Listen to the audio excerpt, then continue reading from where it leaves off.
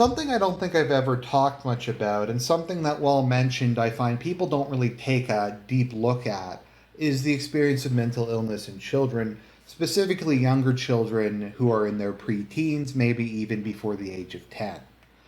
And I think part of that, there's a couple different reasons for this. Part of it is children at that age are, generally speaking, not very self aware. And so they might not really be able to analyze themselves and their position. And aside from that, even if they really can, your memory can get pretty hazy about things you did when you were 8 or 9 or 10 years old. So even if maybe they had that sort of insight, it might be lost by the time they're older and they have a better grasp of the situation. Adding on to that, the issue of mental illness in children is always very controversial. There's some people who argue that it, generally speaking, doesn't really happen. It is children reacting to the hormonal changes, the developments in their neurology, just the various pains and aches and all the different, like I said, hormones that go on when you're growing. Particularly, that's what, like, you have teenage angst, which doesn't mean that the kid necessarily has a mental illness, but they're, as a friend of mine put it, they're going through literal body horror as hormones are rushing through them and they aren't really in control of themselves. There's a reason why there's so many stories about teenagers doing crazy things, because you are kind of unstable at that point in your life. Same is also true when you're younger, except it's a bit more your brain's undeveloped than hormones per se. There's also a lot of overlap between mental illness and other issues that children that age go through. Things like learning disabilities, ADHD is another big one. People want to look at like what the home environment is, external factors, stuff like that. And I just think it's harder at that age to really determine if the kid has a mental illness, if it's a learning disability, if it's a way that they're being trained, because their brain isn't really fully developed yet. And it's kind of hard to make that determination when they're changing on such a regular basis. There's also questions as to whether some of these mental illnesses can even develop in children. And if there's something that just overwhelmingly appears in your teenage years or even adulthood. That's kind of the case for bipolar. A lot of physicians will say, well, it can develop in children. It's extremely rare. Generally speaking, the onset is in teenage years or adult years. And the person may not even have any symptoms to it prior to it fully developing. And there's, once again, because it's uncommon, there's a tendency to assume that it's something else, like ADHD, because there's a lot of overlap between the two and a lot of overlap with anxiety disorders and other things like that. Before we go into, I guess, to kind of maybe transition to my experiences, the other thing with mental illness, and some are of a physiological nature, and some are of, I guess you could say, an experiential nature. Some people will develop depression as a result of life circumstances. Their dog dies, a parent dies, they lose their dream job, they go bankrupt, something horrible happens, and they become depressed, and they kind of get stuck in a rut, and it develops into kind of a mental illness. However, that often, with the aid of medication and therapy, they can get out of that, and they might not necessarily relapse. Whereas there's some people who have physiological mental illnesses, that is, it's a chemical imbalance, it's something genetic. Schizophrenia, I believe, is like that. Bipolar's like that. There's a number of those like that, wherein there's a limit to how much control the person actually has around it, and how much it really is affected by their life situation. And looking back on it, that's very much the case when I was growing up. As I've said many times in the past, I love my parents. I have great parents. They didn't really do anything wrong when they were raising me. They weren't abusive. They didn't yell at me unless I deserved it. They always would support me at school. They'd be there for me. They'd listen to me talk. They'd take the family out on camping trips and outings and stuff like that. I don't really have much to complain about my parents, which I think is why it was kind of weird for a lot of people, just how I was when I was in my really young years, like 8 or 9. And it's something I hadn't really thought about until recently, how maybe weird it was at that age. So looking back on it, it's pretty obvious now that I definitely had adolescent bipolar. And once again, it's very hard because it's very uncommon for people with that mental illness for it to kind of show itself that early. But I think my behavior very much reflects that at the time. So I have bipolar type 2, which means I don't experience full blown mania per se. I have hypomania, which is similar, but without a lot of the psychotic elements to it. And I'm just kind of depressed a lot of the time. When I was in like 8 or 9 years old, I think that's honestly, as far back as I can remember, I've had suicidal ideation, often rather extreme suicidal ideation. I could recall when I was 8 or 9 years old talking to the other kids in my class about how a lot of the time I just felt like putting a pillow over my face and suffocating myself. And I would talk like morbidly about death a lot, um, and how I longed for it because I felt it was something that would end my pain. And very frequently growing up as a child, I would cry myself to sleep. It didn't necessarily, there wasn't anything in particular wrong. It might not have even been a bad day. I just go to bed and I feel this overwhelming sense of self hatred and loneliness, and I might cry for like an hour or so. And that was a fairly regular occurrence. And once again, it wasn't even necessarily directly linked to anything. I also have always had a lot of trouble sleeping just throughout my life. Part of that's probably due to bad sleep hygiene, like reading in bed or something. But even from a young age, I would go through periods where I just slept very little, where I might just sleep like, even as a kid, like 4 or 5 hours a night. I just kind of be lying there awake, and I just wind up get up and do something like read a book for a couple hours. Like I'd go to bed maybe at 9 or 10, and I wouldn't get to sleep until like 2 in the morning or something, and then get up for school. And I'd be tired in the morning, but I feel like I could function better on lower amounts of sleep than a lot of other people do. And that's very much the case now, where if I'm kind of through the more manic side of my cycle, I tend to just not sleep very much. I don't really need it. I will have a lot of the psychological effects of not sleeping, but unlike a lot of people, I really can't nap. Like I can't really fall asleep at any time other than the night. And generally speaking, at night I can't sleep a lot of the time either.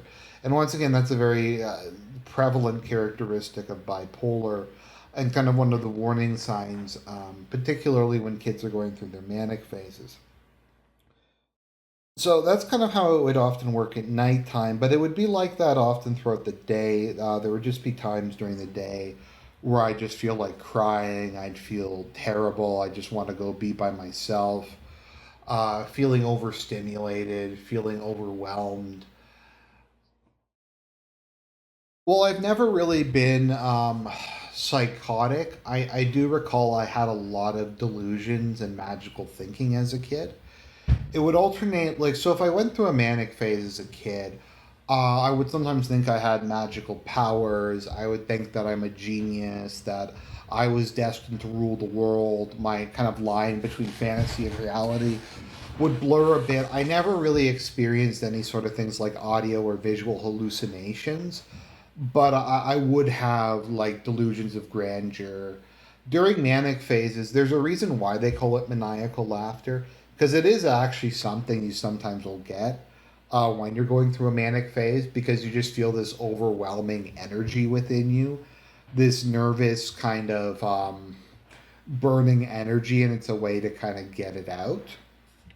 But yeah, I would go through periods where I thought I could like curse people, or I thought that I was destined to like rule the world, and stuff like that. I would have delusions of grandeur, but that would also be coupled with a belief that I was like the worst person to ever live, that I was a horrible person, that I was cruel, selfish, lazy, basically just whatever you thought. I used to say to people, I hate everybody in the world, but not as much as I hate myself. Um, And that used to kind of be my thing, is that humanity was a virus that needed to be purged from the planet. So I wanted to kill everybody else and then kill myself. I remember when I was young, I used to idealize Hitler a bit, mainly just because I felt like he was almost kind of a hero of mine, because he had killed more people than anyone else. And I felt that that was a good idea because he was like liberating them from their suffering. And also, humanity is corrupt and needed to be purged. And that's kind of one of the defining characteristics of a lot of my, I guess, before I started getting proper treatment, was that deep misanthropy, the idea that humanity is a virus that needs to be exterminated from the planet. And I guess that main transitions into, I guess, kind of how I had interpersonal relationships. So I've always had bad social anxiety. It's gotten a lot better over time once I got proper medication and just through out of necessity and working jobs and stuff like that, although it's still pretty bad. I've never really been someone who's able to make lasting friendships very easily. So, generally speaking, I tended to hate most people. Or, I guess growing up, I tended to like adults and hate other children my age.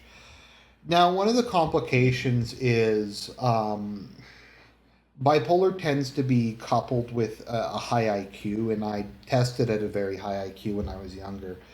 So I just found a lot of the other kids very boring. Their vocabularies weren't as good as mine. They weren't interested in like history or like religion or weaponry or war, or just stuff like that. Like I was really into history even back when I was in grade 1 or 2, and none of the other kids were really interested in that kind of thing. But I could go and talk to adults about it, so I tended to hate kind of children my age for that reason. And whenever they were like playing at a party or something, I would normally go and listen to the adults talk. I think that's fairly common though for a lot of children who are highly intelligent at a young age. I know when I got transitioned to, we have the gifted program in Ontario, or we did at least, for children who have exceptionally high IQs. So it got a little better when it transitioned into there. Although I also have a learning disability, nonverbal, if you know what that means. So my academic performance was always significantly below my intellectual capacity. It's I think it's called executive functioning now, but basically I just found relationships or just interacting with people extremely difficult, to the point that I would, if I had to do it very much, I would just come home and lie down and just be completely incapable of doing anything for the rest of the day, because I found it so extremely stressful. Part of it is just because I hated myself so much, I felt like I shouldn't subject myself to anyone. And you kind of have this, once again, this dual thing. And this was a particularly, like the last time when I completely went off medication when I was in like my mid 20s, I got this like delusion that the people around me were mentally contaminating me, that their mere presence was making me unclean in a mental sense. And that's kind of how I felt even as a kid, that I didn't want to be around them because I didn't want to subject them to the horrible person that I was, and also that they were corrupting me with their physical presence. I didn't have friends growing up, but it's always been very hard for me to do things like ask a friend to hang out. Like if I was to do that, it would take me like an hour to get up the courage to do it. Just very basic stuff like that. Like I enjoyed spending time with other kids. I was just very nervous about it, and really scared about it. So that was just something that always I feel kind of came difficult to me. And I found if I had a couple friends, I tended to latch on to them pretty tightly and just kind of want to spend a lot of time around them, just because that was easier than trying to make additional friends or anything like that. But I've always, particularly when I was younger, any sort of criticism or rejection or anything like that, I know would just set me off, and I'd go into like a downward spiral and just freak out and want to like hurt myself or something for not being good enough. Once again, that doesn't mesh very well with having a learning disability, where you kind of, because of really poor manual dexterity, you have a lot of trouble doing things that require precision while also kind of having a perfectionist streak. And I guess people can always tell that by, like, sometimes when I upload videos, there's often spelling mistakes or I just miss random things. That's partially me being lazy, but part of it is I just legitimately have trouble seeing things like that. Just kind of the way my brain works. It's kind of like how with Serp, you'll notice that he has really weird mispronunciations of words. Like, not like my mispronunciations, which make more sense, but just really kind of unusual ones. That's also why I tend to mispronounce words or I add or remove additional syllables for that reason. But yeah, I just always found it very difficult to be close with people. And one of the issues that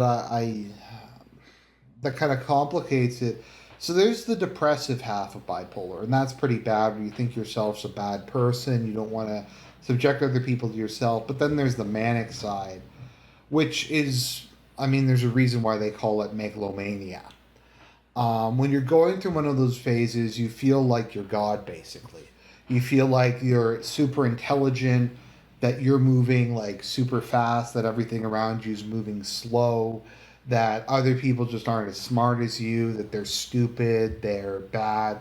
You develop an intense hatred of any kind of weakness and just become incredibly aggressive. You like, if somebody irritates you, which is extremely easy, you immediately go after them and try to say the most hurtful things you can. And the you at the moment will delight in their suffering and in their pain. And you just have this overwhelming desire to dominate them emotionally and mentally. And it's once again, it's exceedingly unhealthy. And you will go through those time periods and things will just set you off. And it won't even necessarily be anything particular the person did. You're just in between cycles, or you're switching cycles, and that's your switch of your cycle, and then you just lose it.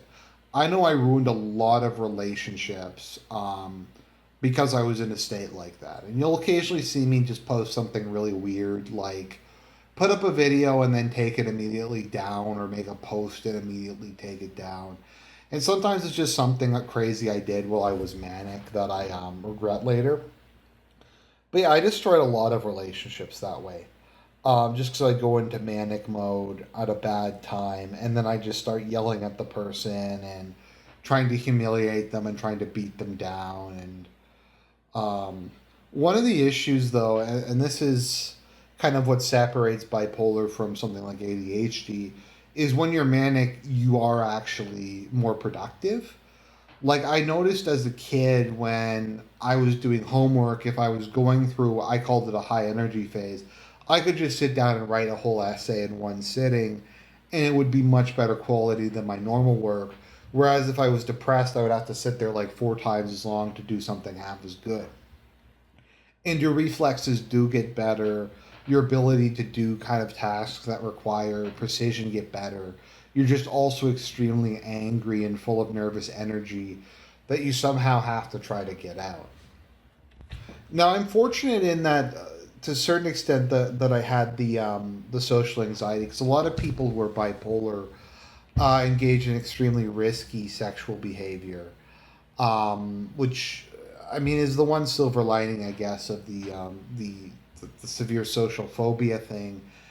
Is I didn't engage in any of that growing up, whereas a lot of people do that and they'll get STDs and they'll get someone pregnant, or they'll become pregnant themselves at a very young age because of their impulsivity. My weakness has always been food and eating as a way to deal with pain, rather than, I don't really drink or smoke or do weed or any other drugs other than just my medication. But it's more just been food. And interestingly, there is a link between carb cravings and bipolar, especially within child bipolar. One of the metrics to diagnose child bipolar is that the child will have a just an irrational, like almost psychotic desire for carbs, but they'll just want sugar.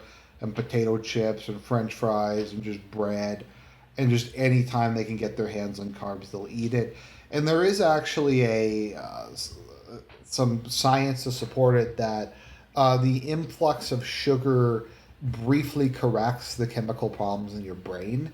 So it is kind of addictive, and it is one of the few things, along with just, I guess, kind of sexual activity, either alone or with somebody else, that does provide, or buying things. Buying things is the other one. It provides the dopamine rush that provides the temporary relief, and that can very quickly lead into an addictive personality. Which is why I think a lot of people who have mental illness just shouldn't gamble or shouldn't drink at all, because they might find it as the dopamine rush from it as a way of kind of coping with it, and they're coping mechanisms you don't want to have. You don't want to have to be relying on buying like 20 lottery tickets a week to temporarily deal with your problems, because it's going to make your problems worse, and it's going to make you a worse person. So I guess another thing, and I'm always very grateful for that, is just because I had such good parents. So even though I've been suicidal all my life up to the present, I've never made any real attempt at it. And that's for two major reasons. The first one being that I always have I do have the fear that if I was, other than just the fear of death, I long for it in a lot of ways, but also fear it. Either that there's just going to be nothing, or that I'm going to go to hell for the sin of killing myself. But more than that, I just don't want to put that burden on my parents, because they're so loving and supportive. I know it would destroy them if anything serious would happen to me like that. So it's why I've never really done things like cut myself or seriously try to come up with plans to kill myself, despite kind of how overwhelming it is. Because I just could never do that to my parents. And I guess kind of other people who matter to me, I don't want to destroy them mentally by doing something like that. And that's kind of something. The only time I really engaged in self harm when I was a teenager, I would stab myself really hard with pencils, and I would hit myself. So I would basically just like punch myself until I got bruises. Once again, I think that the pain causes a dopamine rush or something like that. And that's the reason why people self harm when they suffer from severe depression. It does somewhat correct some of the chemical imbalances for a short period of time. I mean, like, what ultimately kind of happened was I was very much misdiagnosed for years.